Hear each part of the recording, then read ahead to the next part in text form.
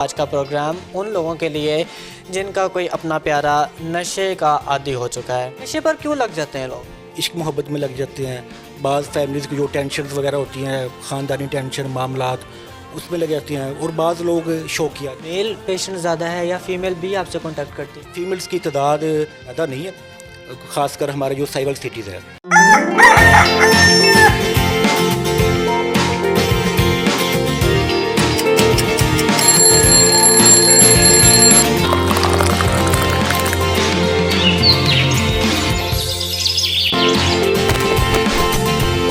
अस्सलामुअलैकुम, good morning Sahiwal. सुबह के सेंटर न्यूज़ पर आप देख रहे हैं जागो साहिबाल। मैं हूं आपका तमान शाहिद। जनाब, ये आज का प्रोग्राम उन लोगों के लिए जिनका कोई अपना प्यारा नशे का आदी हो चुका है। अच्छा, आप चूँकि नशे के आदी अफराद को डील करते हैं, इन मरीज़ों को डील करते हैं, आप क्या समझते हैं, क्या वजह है कि जो लोग हैं ये नशे पर क्यों लग जाते हैं लोग? तो इसमें मुख्तलिफ़ कैटेगरीज़ होती हैं। बाज़ लोग इश्क मोहब्बत में लग जाते हैं। बाज़ फैमिलीज़ की जो टेंशन वगैरह होती हैं, ख़ानदानी टेंशन मामलात, उसमें लग जाती हैं। और बाज़ लोग शौकिया, जिस तरह बल्कि इंसान की गैदरिंग वगैरह होती है, फ्रेंड्स कर रहा है, उसको देख के यार आप क्या कर रहे हो, मैंने भी करना है, इससे क्या फ़ैशन के तौर पे सर।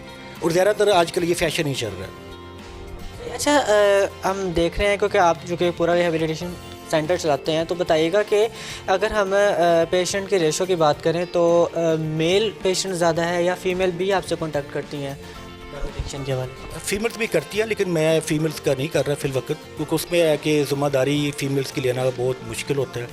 क्योंकि ज़रा मतलब लेडीज़ हैं, उनके लिए प्रॉपर एक लेडीज़ स्टाफ रखना पड़ता है, सब कुछ करना पड़ता है। लेकिन जो जेंट्स होता है उनका वो ईजी है। बाकी फ़ीमेल्स की तादाद इतनी ज़्यादा नहीं है, ख़ासकर हमारे जो साइबर सिटीज़ है। बाकी लाहौर वाली साइड पे जो बिग सिटीज़ है, वहाँ पे इनकी रेशो काफ़ी है। अगर हम पेशेंट्स की बात करें तो किस किस्म के पेशेंट्स का यहाँ पर इलाज आप करते हैं? क्या सिर्फ ड्रग एडिक्शन के पेशेंट का ही आप करते हैं या कोई और भी इसकी मुख्तलिफ कैटेगरीज हैं? इसमें सर दो हमारे पास होती हैं। एक तो होता है मनशियात का और एक होता है नफ्सियात का। हम मनशियात तो नफ्सियात का करते हैं, दोनों का करते हैं। जो नफ्सियाती पेशेंट होते हैं उनका भी करते हैं, और जो मनशियात के होते हैं वो भी उनका भी करते हैं। अच्छा, नफ्सियाती पेशेंट डील करना आसान है या मनशियात का मरीज़? सर जो ज़ाहिर बात है, जो नफ्सियाती पेशेंट होता है उनको ज़रा डील करना मुश्किल होता है, क्योंकि वो अपने आउट ऑफ सेंस होते हैं, वो अपनी सेंसिबल नहीं होते। जो बाकी जो मनशियात के होते हैं वो कुछ दिन बाद अपनी जो मेंटली सेंस में आ जाते हैं। तो बाकी जो होते हैं मेंटली पेशेंट होते हैं उनको थोड़ा सा टाइम लगता है, तो फिर उनको थोड़ा सा कवर करना भी थोड़ा सा डिफ़िकल्ट होता है। ये प्रोसेस की अगर हम बात करें तो जो ड्रग एडिक्शन का जो पेशेंट है उसको कितना प्रोसेस लगता है रिकवर होने में, और जो साइकोलॉजिकल जिसको इशू है उसको कितना टाइम लगता है? जो ड्रग अपना होता है, एडिक्शन होता है, वो डॉक्टरी लिहाज से तो जो प्रॉपर कोर्स होता है वो 3 मंथ का होता है। बाकी फिर डिपेंड करता है पेशेंट की कंडीशन के ऊपर। अगर एक पेशेंट नया स्टार्ट हुआ है, तो अभी उसने एक ज़्यादा अर्सा नशा नहीं किया और वो खुद अपना इलाज करवाना चाहता है, तो उसके लिए तो मेरे ख्याल से 1 मंथ भी इनफ है, काफ़ी है, वो बेहतर हो जाता है। और वो एक बंदा काफ़ी अर्से से जो है वो ड्रग ले रहा है और उसने पहले इलाज भी करवाए हुए हैं, तो उसके लिए तो 3 मंथ भी कम हो सकते हैं। उसको फिर थोड़ा सा लॉन्ग टाइम की ज़रूरत होती है, ताकि प्रॉपर उनके जो साइकोलॉजिस्ट होते हैं उनकी काउंसलिंग कर सके, उनको जो मेंटली जो होती है एक्टिविटी वगैरह जो मामला जो होते हैं वो सब कुछ उनको अच्छी तरीके से कर सके, ताकि वो बाहर जाके दोबारा नशे पे ना लगे। अच्छा, हमने सुना है, कंफर्म नहीं है, कि रिहेबिलिटेशन सेंटर में मारा पीटा भी जाता है, जो आउट ऑफ कंट्रोल हो जाता है पेशेंट। नहीं सर, ऐसी बात नहीं है। वो जो पहले आपने मुझे सवाल किया था कि जो पेशेंट को जो मनशियात का होता है उसको संभालना मुश्किल होता है या जो नफ्सियाती पेशेंट होता है। जो नफ्सियाती पेशेंट है, वो अगर वो आउट ऑफ सेंस है, अगर वो कोशिश कर रहा है मैं खुदकुशी कर लूँ या मैं किसी को मारूँ या किसी के ऊपर अटैक करूँ, तो उसको बांधना ज़रूरी जो है ना वो वक्ती तौर पे पड़ जाता है। और साथ ही उसको जो मेडिकेशन उसकी की जाती है, मेडिसिन दी जाती है, वो रिलैक्स हो जाता है। बस ये होता है, बाकी मारने पीटने वाला ऐसा कोई सीन नहीं है।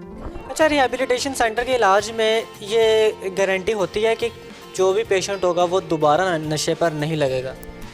जी सर, हमारे पाकिस्तान में नहीं, पूरी दुनिया के अंदर ऐसा कोई सेंटर नहीं है जो इस चीज़ की गारंटी दे कि पेशेंट यहाँ से ठीक होके जाएगा तो वो दोबारा नशा नहीं करेगा।